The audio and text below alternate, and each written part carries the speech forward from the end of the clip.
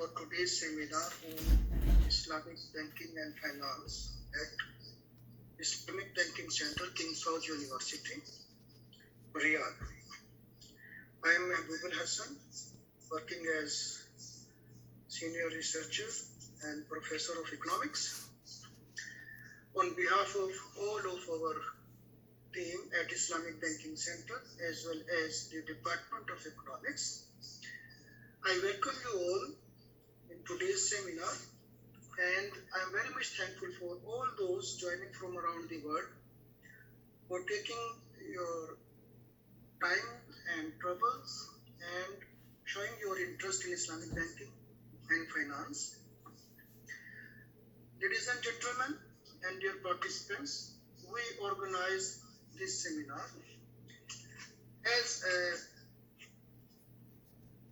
an activity of Islamic Banking Center to promote education and knowledge about the Islamic banking and finance industry. So in this regard, we organize these kinds of seminar every month, and there are research meetings as well as research gatherings taking place physically as well as on Zoom and through internet with our colleagues at Islamic Banking Center and our sister organizations in different countries. The objective of today's seminar is to provide a platform for learning the best investment practices. Of course, the practices based on Islamic principles. As there are misunderstandings that Islamic banking is only interest-free banking. So saying or defining Islamic banking or Islamic finance as interest-free banking only does not define or does not explain the full meaning and the essence of Islamic Shari'ah. Though the prohibition of interest is the nucleus in Islamic financial system, but Islamic financial system is much more beyond that. It includes not only the prohibition of interest, but also ethical and social responsibilities, both at investment part and the investors part. And all the times, the activities of Islamic financial system are strictly governed by a Sharia board at the Islamic banking or Islamic financial institution. This Sharia board is responsible not only to develop the product or the investment scheme on the principles of Islam or Islamic Sharia, but also the execution, and it vigilantly look after all the activities from the beginning till the conclusion. Are those activities according to Islam or not? So in this regard, the importance of Sharia board has an integral role or part in the Islamic financial investments or Islamic financial system.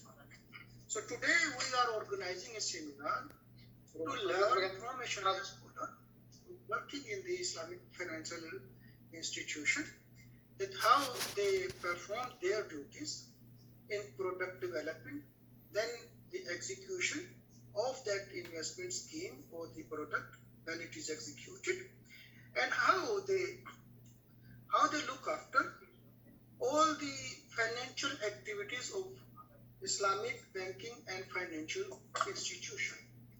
So ladies and gentlemen, I am very much thankful to Mr. Asim Kamal, who is with us, for showing his very much keen interest and helping us to learn the practical life of a Sharia auditor and Sharia board member at Islamic financial institution.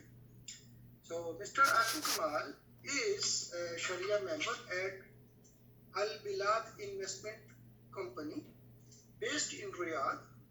He has an extensive experience of serving in different financial institutions in Kuala Lumpur, Europe, Asia, and around the world. So today, Mr. Asim Kamal is here, who will explain or shed light how the Shari'ah governance is taking place in the Islamic financial institutions. So I do not want to take a long time between you and him, but here I would like to explain a few important rules. The speech or the talk will be between 45 minutes to 1 hour. You can ask the question at the end of the talk. You can write the question in the chat. We will scroll up or down and try to answer the questions after the talk. And again, if there are some questions left behind, we will try to answer those personally through email or WhatsApp. So we will explain or we will show you our email address after the talk. So Islamic Banking Center is here. Physically, it is located at College of Business Administration, Department of Economics. First floor, building number 67, King Saud University. You can visit here from 8 o'clock morning till 3 o'clock afternoon, all the working days during an academic year. So once again, thank you all for your interest in Islamic banking and finance. And please welcome Mr. Asim Kamal to share his knowledge and understanding, also his experience at Islamic financial institution. Thank you very much, Mr. Asim.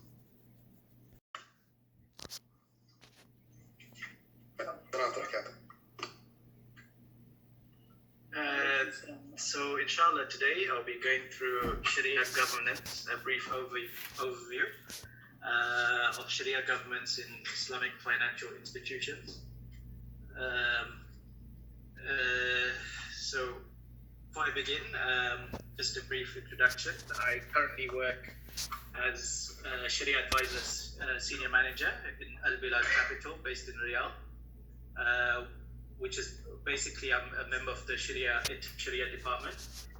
Prior to Riyadh, I worked at Dubai Islamic Bank Shari'ah department in Dubai and Albilad Shari'ah department in Abu Dhabi, and then I have experience as well in London, where I'm from, and Asia.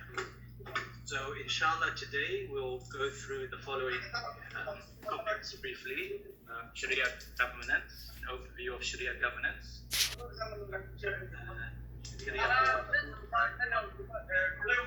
Shari'ah boards, the role of Shari'ah boards.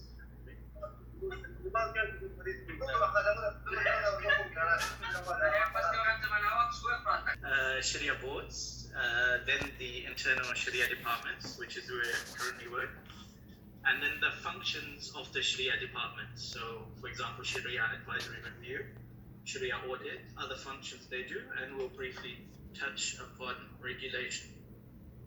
Okay.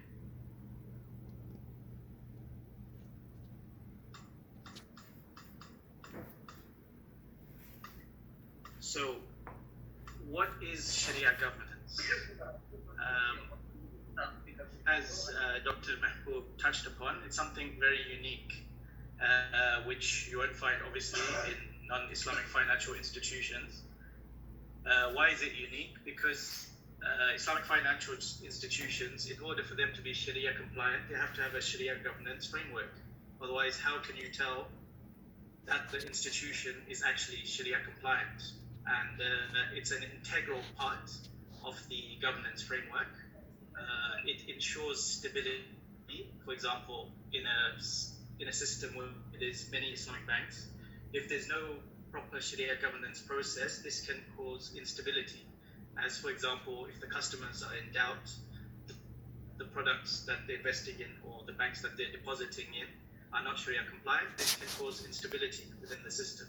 So it's very important.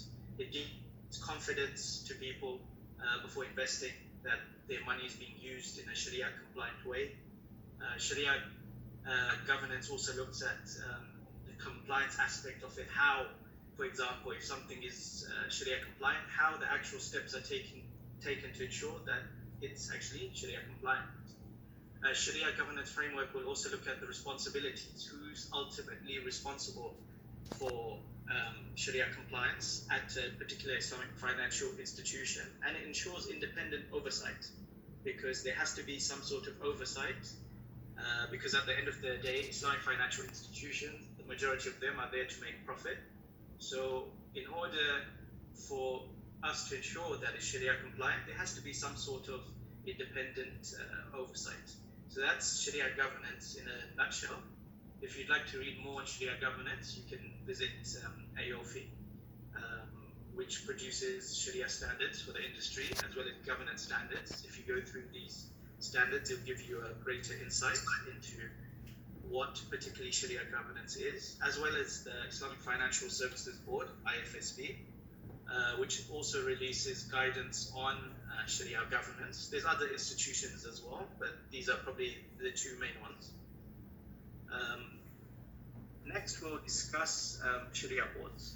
Okay, so as mentioned earlier, this is an additional part of the organizational structure of an IFI. So an IFI must have a Sharia board, basically, because it can't be up to management that, you know, the management decides this product is Sharia compliant. Who is telling them that it's in compliance with Sharia? So this is an important part. It's must, yeah. Additional part, it has to be there. As I mentioned in the previous slide, in governance, it has to be there. Has to be there. Exactly. Additional part, because why I mentioned additional part, because obviously in a conventional financial institution, you don't need a Sharia board, because no one is interested if it's Sharia compliant or not. It's appointed by the General Assembly or shareholders at the AGM. Third point here, which Professor Mahbub Al-Hassan mentioned, it's an independent body. It has to be separate from management. The main role is to ensure that operations and activities of the IFI are in accordance with Sharia as interpreted by that Sharia board. So, for example, some people may ask why a particular product might be Sharia compliant in one institution and it's not compliant in another institution, for example, because each board is overseeing that particular institution. So it's complying according to that board's opinion. Okay, this might be confusing for some, but Sharia is like that. I mean, it's open to interpretation as long as the person is qualified to interpret the Sharia. This is why we have differences of opinion, and not just in finance. We have differences of opinion in many aspects of the religion. Ayofi mentions that the ultimate responsibility for Sharia compliance is the responsibility of the management. The Sharia board is there to oversee, make sure that it happens, but the management is responsible to make sure they can't try to deceive the Sharia board or do things without tackling the Sharia board, because they're ultimately responsible to make sure that the institution is Sharia compliant. According to Ayofi Sharia Standard number 29,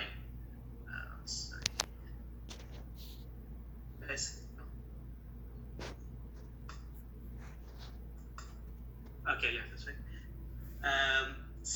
Which is the standard on stipulations and ethics of fatwa in the institutional framework. Sharia board members should be experts in Islamic jurisprudence and contemporary financial transactions of high repute. So Sharia board members must have knowledge of Sharia, good knowledge, as well as contemporary financial transactions. They should not have any, and they also mention in the same standard, they should not have any personal interest in the matter for which the institution seeks their opinion on. It's okay? Okay. You can hear? No. And so, if you'd like to find out more, you can read this particular standard, number 29. So it discusses the stipulations and ethics of fatwa in the institutional framework. And as I mentioned, each Sharia board member has to be an expert in Islamic jurisprudence, as well as contemporary financial transactions. There's a shortage of qualified Sharia scholars. So some people may ask, why are the same scholars on so many Sharia boards? Okay, why do you find maybe one particular Sharia scholar maybe is on 60 Sharia boards? it's because there's a shortage of competent Sharia scholars, in the sense that I mean that the ones with both Sharia knowledge as well as knowledge of contemporary economics and Islamic financial matters, there's a shortage. So obviously it's basic supply and demand. If there's a shortage of scholars, they're going to sit on more boards. However, some jurisdictions have limitations on the amount of Sharia boards that a Sharia board member within that country can sit on. So for example, in Malaysia, there's a limit. Other countries as well have limits. So you can look at it two ways. Is it good to have limits? Is it not good to have limits? That point is open for discussion. I don't know, what's your opinion, Doctor?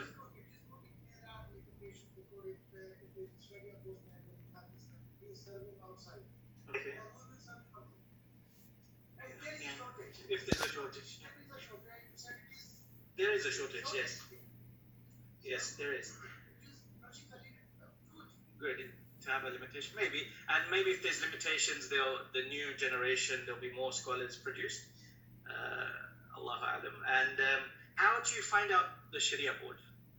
Anyone? How do you check who is the Sharia board member of a financial institution? You can find this out on the website.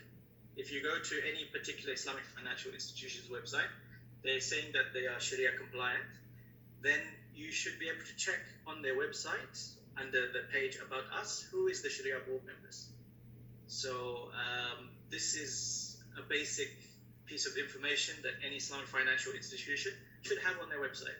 Who is their Sharia board, so that the customer can check who's the Sharia board and they can feel comfortable with these scholars if they are someone that they are aware of. So this is for any Islamic financial institution, whether that's in Saudi Arabia or abroad. Just go to the website and you can check who their Sharia board is. Next, remuneration. Are Sharia boards paid? In general, yes, they are paid. So they're remunerated. You have to understand that a lot of them, it's additional work. It's not that it's very easy work. There's a lot of review of documentation, review of questions, etc. So some people assume that, or they claim that Sharia board members shouldn't be paid, but any current practice is that they are remunerated, and this remuneration comes from what is decided by the AGM or the General Assembly. So they are remunerated like other professionals, lawyers, accountants, etc. Sharia board members are also remunerated. Recommended number. So sometimes this depends on the size of the institution. You'll have some institutions with, if it's a very big institution, for example, DIB, maybe 5-6 members. Smaller institutions would have maybe 3, 2, some even 1. The minimum number recommended by AOFI is 3 members. But you do find institutions, especially if they're small, maybe they only have 1 Sharia board member. Okay. Normally you'd have a chairman of a Sharia board. The purpose of the chairman is, for example, to approve something. Maybe there's a difference of opinion between, say, for example, there's 3 members. So maybe the chairman's vote will be given an extra weightage in order to pass the resolution or reject the particular product or service. So there's normally a chairman. Or, for example, maybe they'd have an executive committee. So maybe, for example, there's 5 Sharia board members, but 2 of them are the executive members.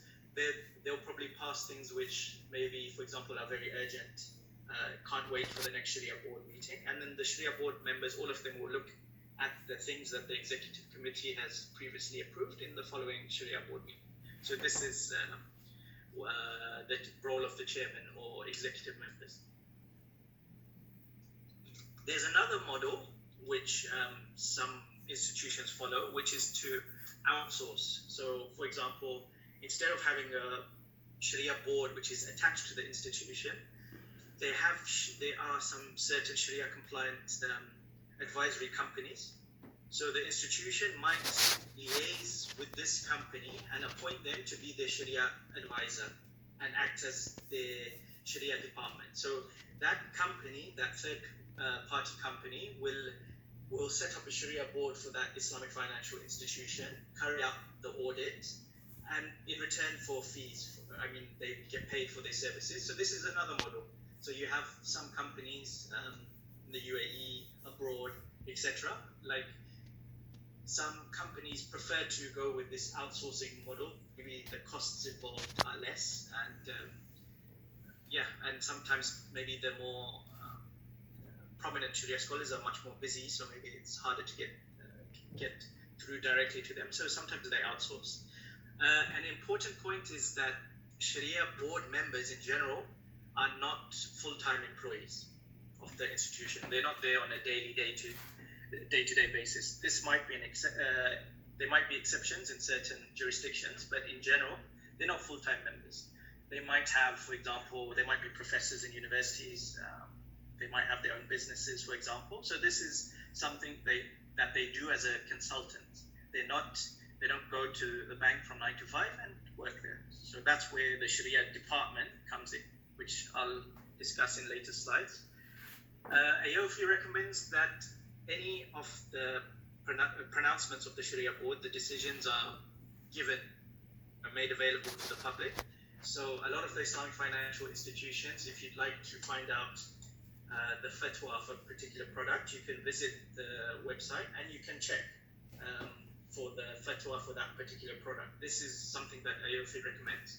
Not all Islamic financial institutions you can find this information, but it's recommended as good practice. So you want to, for example, take the fatwa and maybe you want to check with someone else, okay, this product works in this particular way, so you can get it from the website. If it's not available on the website, maybe you can contact the Islamic institution directly and they should provide it to you. Another important point, when the Sharia board says it end in 10 minutes. Oh, okay. When they give a pronouncement or fatwa, what does it mean? It doesn't mean that the product is suitable for you as a person. It's just that this product, in their opinion, is compliant with Sharia. Sometimes people have the misconception that this means that this product is suitable for me as an individual. It's like a regulator. When the regulator approves a product, it doesn't mean that it's good for you. You still have to do your own due diligence check if it's suitable for you from all different perspectives, economic, commercial, etc. So this is what a Sharia board pronouncement means. It just means that it's in compliance with Sharia, but you still have to do your own research on the product from other perspective, whether it's suitable for you legally, whether it's suitable for you from a tax perspective, for example, from a risk perspective, is the risk in this product, is it okay for you? The Sharia board pronouncements are binding on the Islamic financial institution. It's not up to management to disagree with this. Therefore, we will follow it. So it's binding on them. They can't go to another Sharia board or another scholar to get another fatwa. So this is an important point. Sharia board, they also have reports generally at the end of the financial year where they, for example, like an annual audit report, where they'll mention that they've reviewed the activities and operations of the Islamic financial institutions, and in their opinion for the year that these were the major issues, for example, and that the products and operations of the company are in compliance with Sharia. You can check this as well on the Islamic financial institutions websites as a part of the annual statement. It's normally there. Some financial institutions might not produce it, but or might not make it available, but in general you should be able to find it. Further reading for this particular topic, I recommend this book. It's in English. It's called Sharia Minds in Islamic Finance. It's written by Dr. Dawood Bakr, who is chairman of the Securities and Exchange, the Sharia Board in Malaysia, the Central Sharia Board, as well as chairman of Amani Sharia Advisors. It's a very interesting book. It's available in English. He discusses the role of a Sharia board member, what he feels the role of that Sharia board member is, and he discusses some of the criticisms that are given against Sharia scholars some of the criticisms of Islamic economists, etc. It's a very interesting book. I recommend that you read it if you'd like to find out more about this topic. Okay, so that's the Sharia boards. Next, we'll look at the Sharia departments, inshallah.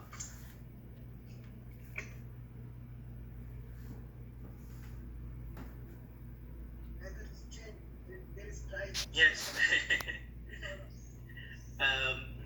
As I mentioned previously, the Sharia boards are not full-time full-time employees of the department.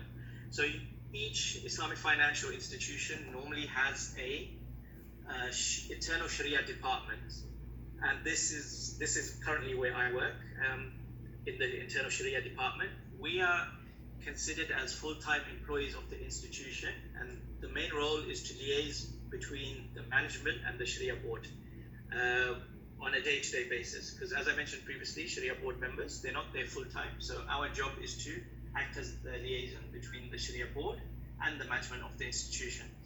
The staff of the internal Sharia department are full-time employees, but they report directly to the Sharia board. They might have a dotted line to the management, but their reporting line is to the Sharia board.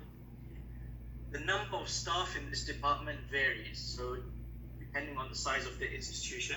So in a small financial institution, there might only be one person, full-time employee in the Sharia department. Bigger institutions, such as the big Islamic banks, they can be even up to 20 to 25. So it just depends really on the size of the institution and the amount of work that is involved. The staff working in this department are expected to have a combination of knowledge in the following disciplines: Sharia, obviously, economics, finance, accounting, and law, depending on their specific role. So depending on their function within the Sharia department, as well as Sharia, they'll be expected to have knowledge in a particular other area. The head of the internal Sharia department usually acts as the Secretary General to the Sharia board, and is required together with the rest of the department to act as a liaison between the management of the bank and the Sharia board. In some jurisdictions, for example, this is the case in Pakistan, and I think this is by the central bank, the Secretary General or the head of the Sharia department has to be a member of the Sharia board. So this is the case in Pakistan. You do see this sometimes in some institutions in the Gulf, but it's not, at the moment, it's not something compulsory. But as far as I'm aware, I think in Pakistan this is the case. The internal Sharia department is usually separated into distinct functions. The main two functions are Sharia advisory review and Sharia audit. So we'll look at this. The first one is Sharia advisory review. Why Sharia advisory review? Because in some jurisdictions they might call it advisory, in others they might call it review. The staff in this particular department, they're required to give Sharia input on a day-to-day basis to any issues faced by the management of the IFI. For example, they want to develop a new product, they'll come to the Sharia department, discuss with the Sharia department where are the particular Sharia issues. So they come to the Sharia advisory department to discuss products.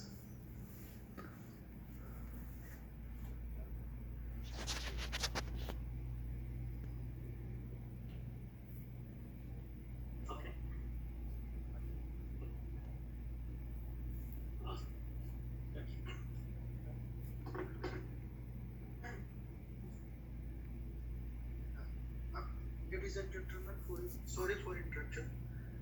The meeting will end in 45 minutes, so we will register another meeting and we will share you the IDA, same link, okay sir?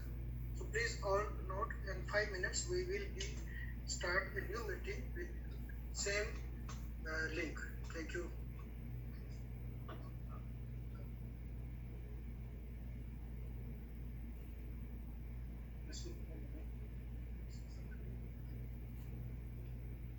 Okay, so the staff in this function, Sharia advisory review, they liaise with the other departments on any new products, day-to-day issues, liaise with the Sharia board when necessary. They review structures, products, as well as transaction documents from a Sharia perspective, check all the documents are okay. Then they will raise these matters to the Sharia board, and they're responsible for presenting the Sharia issues, any documentation, any structures to the Sharia board in a clear manner. They'll also take the decisions of the Sharia board and provide it to the relevant departments. So, for example, if a department has a product, the Sharia advisory team will review the product, raise the product to the Sharia board. Once the Sharia board has given a decision, then they'll liaise with that business department and say the Sharia board has decided on this. For example, has rejected this product, has approved this product, has approved it with certain limitations. This is the role of the Sharia advisory review department or function, and this is probably one of the most important functions. Next, we'll look at Sharia audits. Okay. Sharia audit, this is another function where they are required to audit the Islamic financial institution on an ongoing basis to identify any Sharia compliance breaches. So in any Islamic financial institution, obviously not enough for the Sharia board to just give, oh, this product is Sharia compliant. There has to be checks and balances to ensure that the execution of the product is done in accordance with Sharia, because certain products, certain processes, if steps are missed or they're done in a not in the correct sequence or done in an incorrect manner, it can affect the product from a Sharia compliance perspective. So they will look for any Sharia compliance breaches and also check for any possible gaps and risks present within the institution from a and check for any possible gaps and risks present within the institution from a Sharia perspective. So normally the staff in this department, in this particular function, they should have knowledge obviously of Sharia, as well as knowledge of accounting and auditing techniques, because it's very important in this department. They ensure that the opinions given by the Sharia board are actually being followed, and to ensure that there's been no Sharia compliance breaches. Therefore, on an annual, semi-annual or quarterly basis, a Sharia audit should be conducted of the IFI in order to ensure that the institution has been conducting its activities in line with the decisions of the Sharia board. The frequency of Sharia audit depends on the size of the institution. Some institutions, it's a yearly process. It goes on continuously throughout the year. Others might be once a year. Others might be twice a year or quarterly. So it just really depends on the size of the institution. The Sharia audit is conducted by the Sharia audit team, similar to how internal audit is done in traditional institutions. So you try to implement internal audit techniques as well. This is really the trend which Sharia audit is heading towards. Sharia audit is conducted on the various activities of the IFI with a sample of transactions being audited. So for example, in a big institution, it's impossible to audit every single transaction. It's impossible. It's not humanly impossible. So obviously they'll take a sample and they'll check the sample, and from there they can tell if within the sample size there's lots of mistakes. You know that there's an issue with this particular sector or segment, and if there's not that many issues, obviously you can reduce the sample size. So there's techniques in order to ensure this. Based on the audited sample, so the Sharia auditors have taken a sample. The Sharia audit team will produce initial Sharia audit reports where they'll mention what the Sharia observation is and the severity of it, because obviously not every single observation is the same in terms of severity from a Sharia perspective. So they'll mention what's the severity. The Sharia audit reports will then be sent to the audited departments for them to look at the observations raised. So, for example, I've audited Treasury. I'll send my reports, my Sharia observations to Treasury and expect them to give a response.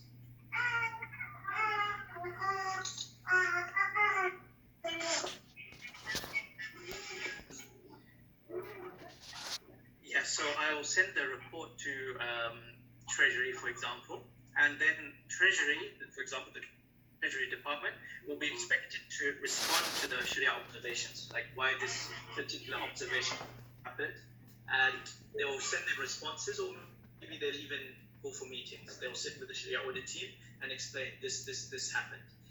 The final audit reports produced by this function are raised to the Sharia board periodically. So, for example, quarterly, semi-annually, etc., depending on the size of the institution, so that the Sharia board can decide on any corrective action that needs to be taken. So the Sharia board will study the Sharia observations raised by the Sharia audit team, as well as the responses of the department. So they'll see the observations, what the Sharia audit team thinks, why this is the Sharia issue, the severity of it, maybe possibly as well the Sharia audit team's opinion, what should be done in order to fix this, as well as the responses from the Sharia, from the auditing department. So based on the severity of the Sharia observations, as well as input from the auditors, the Sharia board will decide whether the transaction can be fixed from a Sharia perspective, or by recommended like a corrective measure to fix it, or if the matter is so severe that it cannot be remedied from a Sharia perspective, and therefore any profit generated from that activity must be forfeited to charity. So for example, there's a Sharia observation where a product was done in an incorrect way. The Sharia board might decide, if it can't be fixed, that okay, all the profit from this charity has to go, all the profit from this activity has to go to charity.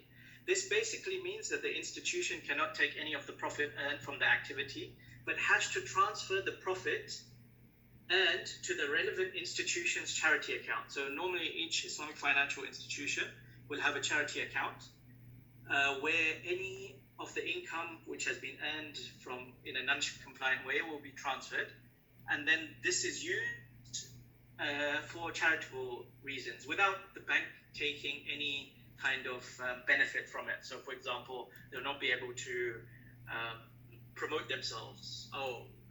Bank ABC is giving this amount to charity because they're not meant to benefit from it. It's just to get rid of the money because it's been earned in a non-Sharia compliant way.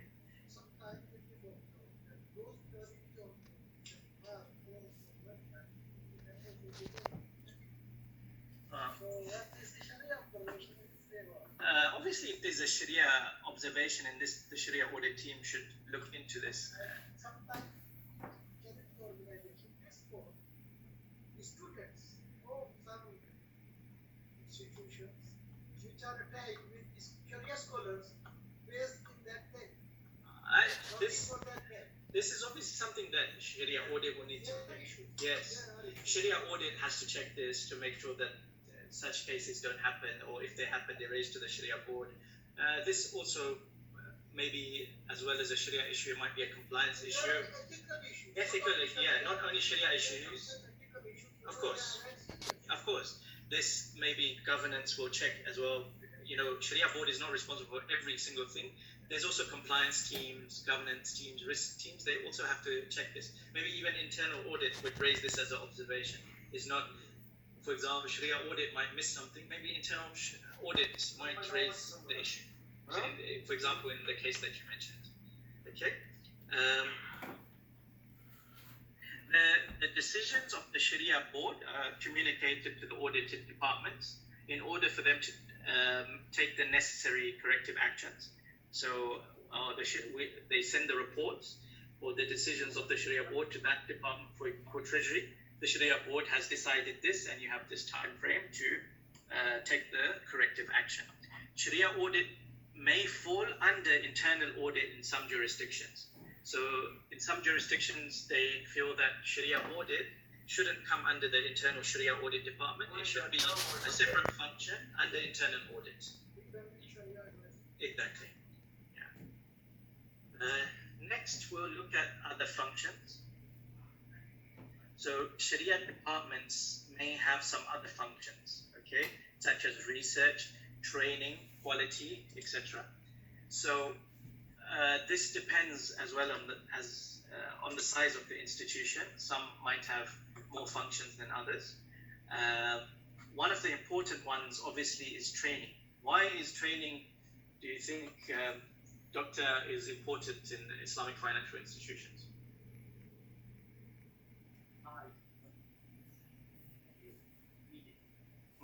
What they have learned, for example, theoretical side, not practice it.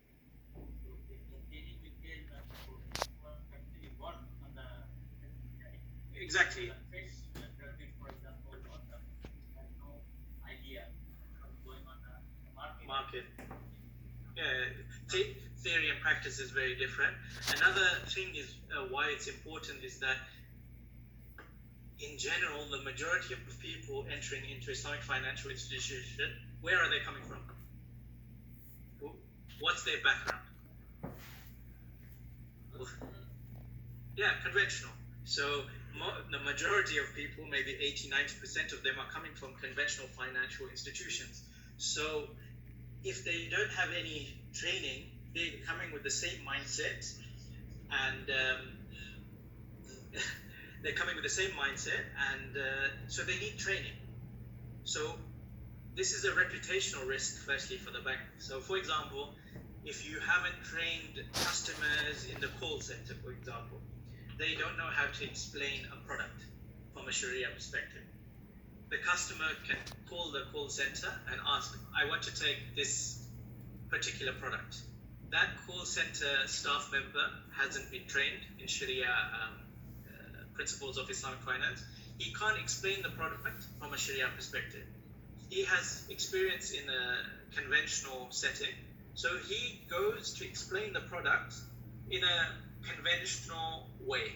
This is a reputational risk for the bank, because that person calling in can say, oh, this product is exactly the same as a conventional thing. Why am I going to an Islamic bank? So it's very important that even call center employees, for example, are trained in Sharia principles, as well as branch staff, etc. Because if they can't explain the product from a Sharia perspective, it can cause a huge reputational risk. There's another reason why it's important. As we mentioned under Sharia audit, this risk of profit forfeiture. If the product is not executed in the proper way, the profit from that transaction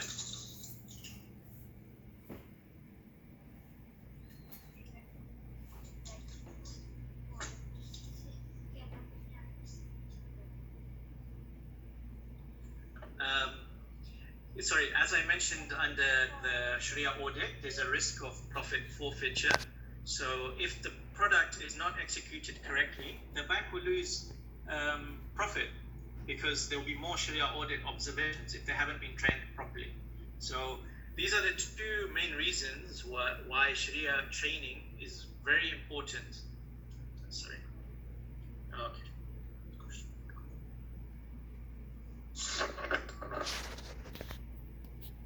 These are the two main reasons why training is important. Reputational risk, as well as risk of profit forfeiture. So how often should training be done? When should it be done? Some Islamic financial institutions, they do it during orientation. So for example, any new staff member who has joined that particular Islamic financial institution, they have to take an introductory course in Islamic finance. Similarly as to how they take a course in compliance, for example, or ML, they have to do something in Sharia. So this is very important. Some of the reasons why Sharia training isn't done is sometimes there's a lack of resources. So for example, maybe the Sharia department is too busy to conduct the training. There's maybe one staff member. So in order to solve this issue, sometimes some Islamic financial institutions might outsource the Sharia training to a third party, which will come in and deliver the training to the staff members. Or some of them even have developed e-training modules in which the Sharia principles can be led by staff members even at their desk in their own free time. I think this is something good. DIB worked on it when I was there.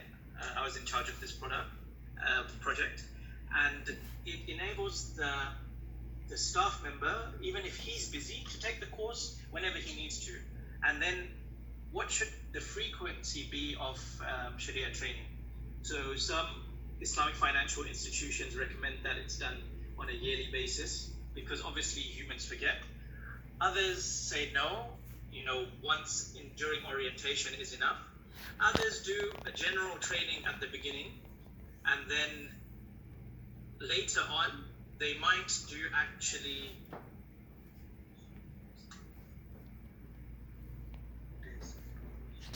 no problem.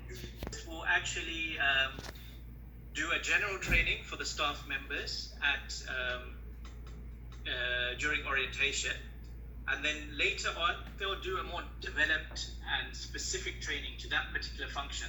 So for example, you as a staff member in corporate banking, you take a general orientation on Sharia principles.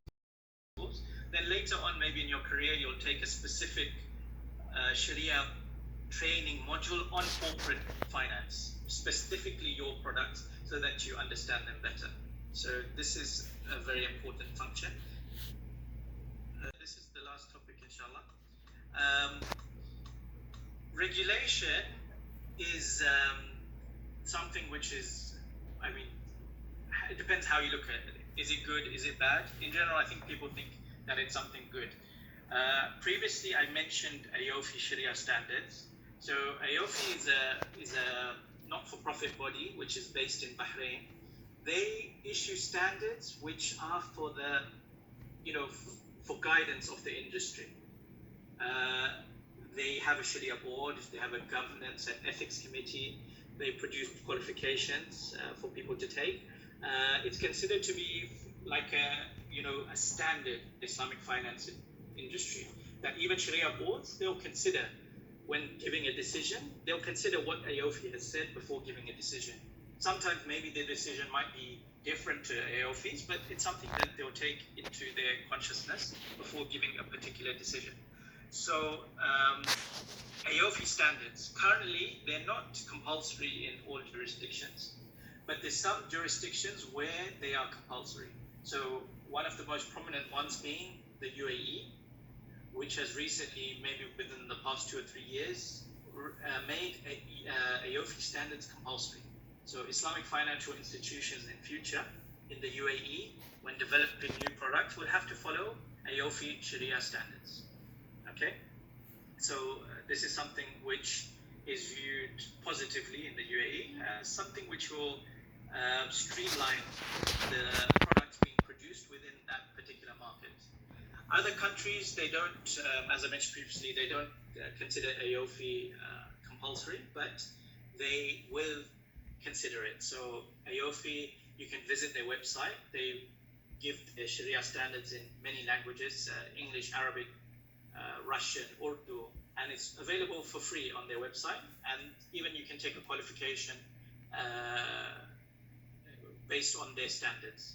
And they also have accounting standards. So it's a very important Islamic, regulatory body, which if you're interested in the field, you should definitely visit their website. The Kingdom of Saudi Arabia, the central bank SAMA, released a Sharia governance framework in early 2020. So this will be implemented in 2023. You can visit the central bank's website, SAMA, to find out more about this Sharia governance framework. They've put some limitations on Sharia board members, such as the number of institutions, as well as other, who's responsible for Sharia compliance, the role of the board, the role of the management, role of Sharia boards. So this is something positive as well. Some countries, they follow a central Sharia board model. The UAE has also established a higher central Sharia authority, which is based at the central bank. They have a central Sharia board, and under them a central Sharia department, which works under the board. They are responsible for Islamic finance within the country. So any new product now will have to be submitted to them for them to approve. It's not just down to the bank's Sharia board. It has to go to the central Sharia board. So this is something which a lot of people have been calling for. Another example of some of the governance stipulations that are required, Sharia board members, they have to be approved by the Central Sharia Board's Sharia authority. So, for example, not anyone can become a Sharia board member. They'll have to be, the bank itself will have to raise this member's profile to the Central Sharia Board, and they will approve or reject depending on their qualifications. Similarly, the head of a Sharia department, internal Sharia department, the head of the internal Sharia audit function will also have to be approved by the UAE Higher Central Sharia Authority. Even before management can remove a Sharia board member or remove a Sharia head of Sharia department, they have to take approval from the Central Sharia Authority. So this is something which makes Sharia governance tighter. So it's a positive development within the UAE. Pakistan, for example, as well, they have a Central Sharia Board where new products they have to be also approved by the Central Sharia Board. Malaysia as well, they have a Central Sharia Board both for the capital markets as well as the banking industry. They've also put limitations in Malaysia on the number of boards within the country that a particular board member can sit on. Oman, the Central Sharia Board releases guidance for the industry. So this is something which is considered positive, and it's not just within these countries that I've mentioned, other countries as well. That's the end of my presentation. Inshallah, I hope it was of benefit. If you'd like to find out more in general about the Islamic finance industry, you can visit I have a blog. It's called riskonomics.com. I'll share it with Dr. Mahbub, and I've written extensively on this stuff, and I write on an ongoing basis, so you can follow it, inshallah, if you'd like to read more on the topic. Thank you, and we'll open the floor for questions, inshallah. Mr. Asim Kamal, you gave a detailed talk on the defining of Sharia board, the reasons for having a Sharia board and the importance of Sharia board at Islamic financial institutions, then the qualifications of Sharia board members, then the reality in the Islamic financial industry that there is a shortage of dire need is there that we have to train our students, our researchers, our scholars in Sharia aspects of financial institutions, and it is direly need because, as you know, and all we know that the Western world or the conventional banking or the capitalism, it is also looking for a solution of their drawbacks, and there are loopholes in capitalism, and many voices are raised seriously, and the social scholars as well as the reformers, they are demanding for a reform in capitalism and to introduce ethical aspects. And most of us, we all know the ethical aspects come from the divine instruction of the divine books. So there is a huge prospect for those who are interested to serve in the financial industry, to focus on Islamic financial system, also the Sharia governance and Sharia standards. And there are standard deciding or standard providing institution like AOFI, where from you got qualification, and I also recently passed a Sharia governance and Sharia standards certification. And there are some models of Sharia boards. The models are of two types. One is the sitting model, the sitting Sharia board who is working with a particular financial institution, and there are outsourced. There are independent Sharia supervisory or Sharia consultancy firms which provide services on the need basis.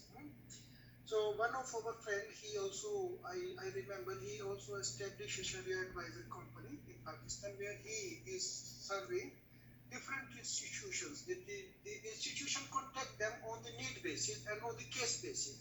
So they look after the activities from product development till the execution and at the conclusion level. Then we had there was a Saud Bakar's book, the Sharia Mind. I also have gone through, and I know Saud Bakar is very good writer, and now he has become Datuk. He's parliament member now. I know him since 20 years back, and he is good. That book is nice. But there are many other books too. There is a criticism and then criticism on criticism. So this is ongoing. In academia, it is normal. And then we have studied, we have learned the Sharia advisory and Sharia review, also the role of the independent Sharia board. So it was nice talk. It covered almost all the aspects of Sharia governing mechanism. Now, there are some points which we raised during your talk, that if the Sharia board come to realize or come to know that some particular investment was not Sharia compliant at any level, not at the product development level. Normally, it comes at the ending level when it is executed. When the transaction is executed during the process or during the activation level, something happened which is not Sharia compliant. So you explained that in that case, the whole income goes to charity, and there are ethical issues as well in that process. But here our participant he raised a question. So if I share the question with you, that the question was, in that case, if they disclose this money will go to charity, so does this information or the amount related to that charity is disclosed with the Sharia or with the shareholders or not? And those who were investors, who trusted the bank as well as the Sharia board members, the investors, like me, I have deposited my money in the Albilad investments. So how you will make me comfortable? Because I trust you and I gave my money to you, or on your behalf I gave to the bank, because I trust you. As we studied and you explained, the Sharia, the establishment of Sharia board give confidence to the investors as well as the management. So investor is investing on your shoulders. So how you justify us? How you compensate us? Because if my money invested in particular transaction, for example, with XYZ firm, and then you come to know that the bank who invested with XYZ, that particular investment is not Sharia compliant. So the bank give that income to charity. Is the bank owner of that income in that case, or me? Because bank is investing on my behalf. So who will be punished in that case? Obviously, the Sharia board reports to the financial statement. Yeah, but disclosure is not a compensation. So how you compensate us? But this is a this maybe it might be a human error, for example. But if there are too many human errors, then This is what we should Sharia. Obviously, there's been maybe a staff member who lied. Knowledge of Sharia, deep knowledge of Sharia, as well as financial markets. And this, people know who is a scholar and who is not a scholar. Yeah. Dr. Shari'ah, was there one please. Okay, another question is, sir, why are we use Sharia products rather than the term Sharia services in the vocabulary of Islamic finance? I think this is a very general question. And would you like to answer this one? I think, there's no specific reason, but something might be a product, something might be a service. It depends basically on what the institution is offering. It might offer a service, it might offer a product. I don't think that's really an issue. Yeah, okay. Thank you very much. Okay, is there any further question, important one related to the topic we would like to have? Please write the question in the chat box, so we will answer. Or if you want to ask question verbally, can raise your hand and we will allow you. So please. Can I unmute, Dr. Shari'ah? Yes. Assalamu alaikum. Assalamu alaikum. Do you hear me? Yeah, we can hear you. Yes, I want to ask a simple question. There is a Sharia board with from 1 to 25 members, as you told. Now I want to know, they make decision. Products come and they make decision based on their knowledge. Are these the whole process recorded? There is some way we can read them, because it can be a marvelous source of fiqh, that how the products are you can say recommended and how they are accepted or rejected. Sure. As I mentioned, AOFI recommends that the pronouncements of the Sharia board are actually published, and you do see even all the pronouncements of Sharia boards published in book form by some Islamic financial institutions. For example, DIB, Bank Albilad, Rajhi, they on an ongoing basis they publish all the pronouncements of the Sharia board. It's normally in Arabic, and for example, you'll mention the particular question that was raised by the asked to the Sharia board and how they answered. So it's there, and it's something which is a very good resource to look into. And here I want to add one important information for all of you. In our next seminar in March, not in February, we will have February another seminar. We have appointed Farhanul Haq Usmani from Mizan Bank. He is Vice President for Sharia Product Development. So he will be here.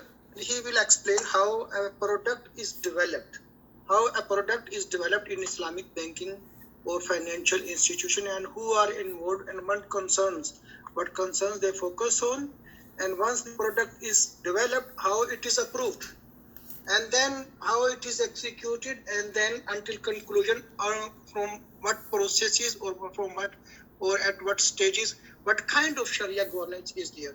So we hope you will join us in February as well as in March. So in March, we have appointed Mr. Farhanul Haq Usmani, the Vice President of Sharia Product Development Section, Mizan Islamic Bank, Pakistan, one of the largest Islamic bank, where they have very, very dedicated and noble scholars at their Sharia board. So in that time, I wish you ask this question again. So a lot of our participants will learn from the person who is directly involved in product development. Our brother is also, he is capable to answer this question, but I think his area is Sharia governance, more on governance, not on the product development side. So in March, inshallah, I will announce accordingly that the date and the time, and we hope you all will join again. And is there any other question we would like to ask? We would like to hear, and if not, I again thank you all. All right, I found one question here. Okay, so we would like to answer the question. Please. Okay, the question is Sharia board job is just to overlook the operation in Islamic institution or in its execution as well? No, it's also the execution. So that's why there's Sharia audit, which is done to make sure that, as I mentioned at the beginning of the presentation, it's not enough for there to just be a fatwa on a particular product. There has to be ongoing checking and audit to check that the product is actually executed in a Sharia compliant manner. All right, ladies and gentlemen, I hope we have taken almost all the questions from the participants, but still we have some time. So we ask our brothers and sisters who are